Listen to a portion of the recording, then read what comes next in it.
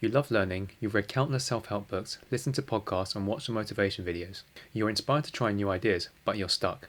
In this video, I'm going to explain what causes you to feel this way, how I was stuck in this situation and how you can fix it.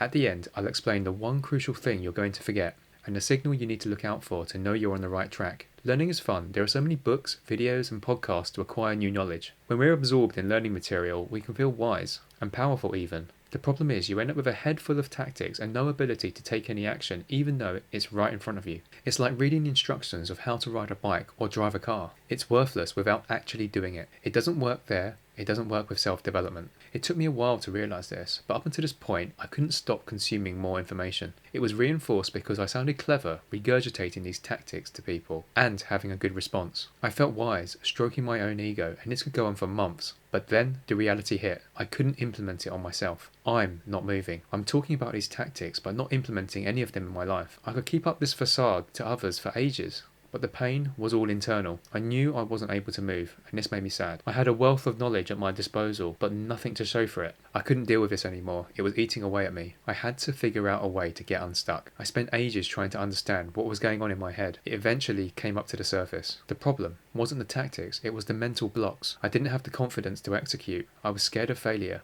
and I just didn't know whether things would work. I had no conviction in my approach or strategy, and when it came down to it, I didn't have a strategy. There were too many steps to start with and too many options to pick from. I had all these tactics, but when the tire met the road, I was empty. The only thing I could grasp on was to read yet another book. Every time I tried, it got overwhelming and my brain felt foggy. I eventually stepped back, zoomed out, and looked at the problem from afar. I designed an action plan with one crucial ingredient. It was dosed with appropriately sized actions that suited my personality. It had to work with my strengths and my specific and unique weaknesses. After I went through this process, everything started to change. So what can you do to get started? Well, here's 3 steps to take. 1. You need to build conviction in your why. Why do you want to do this? Why is this important? What will it give you? This is important because it will help keep you on track when things get tough, and things will get tough. 2. Break the task down into a 3-step process. It will help turn your vague objective into a more actionable approach. Make the steps small, manageable,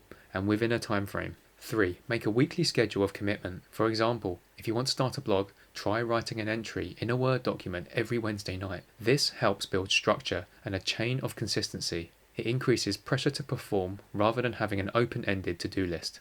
Finally, here's what you'll forget and what will tempt you away from making progress. And a simple signal to listen to. Your mind will want to wander when you try and get started. Fight with everything you've got to push through and execute on those first few steps even if you don't want to. This is where it always breaks down. Why? Because it's hard, you will struggle, and the temptation to look for another new shiny object will be really strong. But remember, this is short term and will only hold you in the cycle. A signal that you're going in the right direction is if it feels uncomfortable but you push through anyway, you're probably doing good.